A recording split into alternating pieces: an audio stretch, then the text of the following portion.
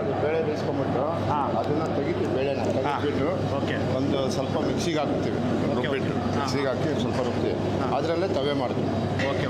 ತವೆ ಅಂತಂದರೆ ಮಾಮೂಲಿ ಅನ್ನ ತವೆ ತುಪ್ಪ ಬಳಸೋಲ್ಲ ಬ್ರಾಹ್ಮಣರಿಗೆ, ಆ ಥರ ಅದರಲ್ಲಿ ಈಗ ಅದು ಸ್ವಲ್ಪ 1/4% ಟೊಮಾಟೊ ಜ್ಯೂಸ್ ನುಗ್ಗೆಕಾಯಿ ಟೊಮಾಟೊ ಅದು ಬೀಜ ಮಿಕ್ಸ್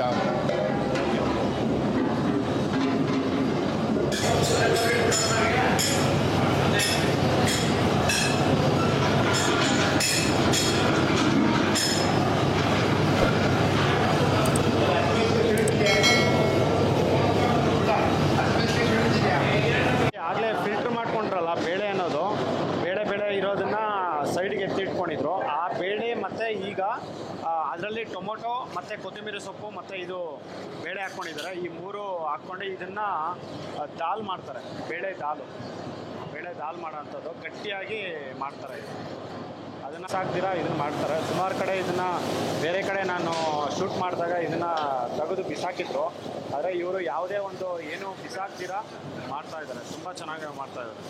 ಅದರಲ್ಲೇ ಒಂದು ರೆಸಿಪಿ ಮಾಡ್ತಾಯಿದ್ದಾರೆ ನೋಡಿ. ಅದನ್ನು ಮಿಕ್ಸ್ ಮಾಡ್ಕೊಂಡು ಈಗ ಹಸಿಮೆಣಸಿನ್ಕಾಯಿ ಹಾಕ್ಕೊಂಡಿದ್ದಾರೆ.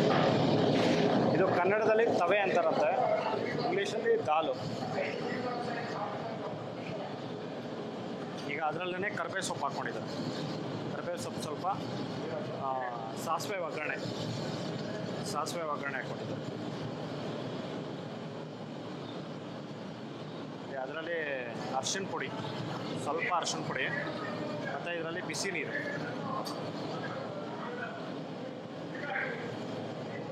ಅದರಲ್ಲಿ ಸ್ವಲ್ಪ ಹಿಂಗು ಹಾಕ್ತಾಯಿದ್ದಾರೆ.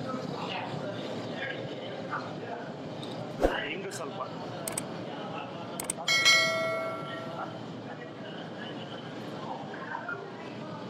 ನೋಡಿ. 2 ಲೀಟ್ರು ಅಷ್ಟು, 2 ರಿಂದ 3 ಲೀಟ್ರ್ ನೀರು ಹಾಕ್ಕೊಂಡಿದ್ದಾರೆ ನೋಡಿ. ಈಗ ಅದನ್ನು ಬೇಯಕ್ಕೆ ಇಟ್ಟಿದ್ದಾರೆ.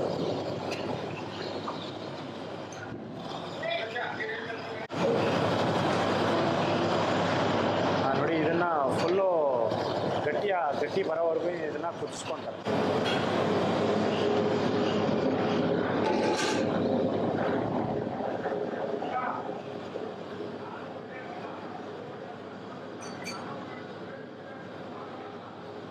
ನೋಡಿ, ಸ್ವಲ್ಪ ಉಪ್ಪು ಕಡಿಮೆ ಇದೆಯಲ್ಲ, ಉಪ್ಪು ಕಡಿಮೆ ಇರೋದ್ರಿಂದ ಸ್ವಲ್ಪ ಒಂದು 2 ಇಡಿ ಉಪ್ಪು ಹಾಕ್ಕೊಂಡಿದೆ ಲೈಟಾಗಿ.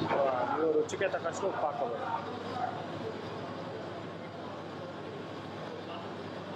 ನೋಡಿ, ತವೆ ಅನ್ನೋದು ರೆಡಿ ಆಗಿದೆ. ತವೆ ಅಂತಾರೆ, ದಾಲ್ ಅಂತಾರೆ, ಪಪ್ಪು ಅಂತಾರೆ ಇದನ್ನು. ಅದೊಂದು ಮೂರು ಹೆಸರಲ್ಲಿ ಕರೀತಾರೆ ಇದನ್ನು. ಇದನ್ನೋದು ಈಗ ರೆಡಿ ಆಗಿದೆ. ಇದ್ರ ಮೇಲ್ಗಡೆ ಸ್ವಲ್ಪ ಕರಿಬೇವು ಸೊಪ್ಪು ಹಾಕ್ಕೊಂಡು ಇಳಿಸ್ಕೊಂಡಿದ್ದಾರೆ.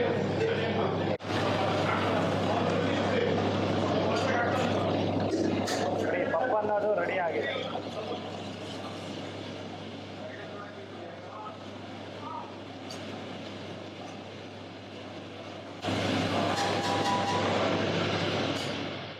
ಸ್ನೇಹಿತರೆ ನೋಡಿ, ಈ ವಿಡಿಯೋ ನಿಮಗೆಲ್ಲರಿಗೂ ಇಷ್ಟ ಆಗಿದೆ ಅಂದ್ಕೊತೀನಿ. ಇಷ್ಟ ಆಗಿದರೆ ದಯವಿಟ್ಟು ಲೈಕ್ ಮಾಡಿ, ಶೇರ್ ಮಾಡಿ, ಸಬ್ಸ್ಕ್ರೈಬ್ ಮಾಡಿ.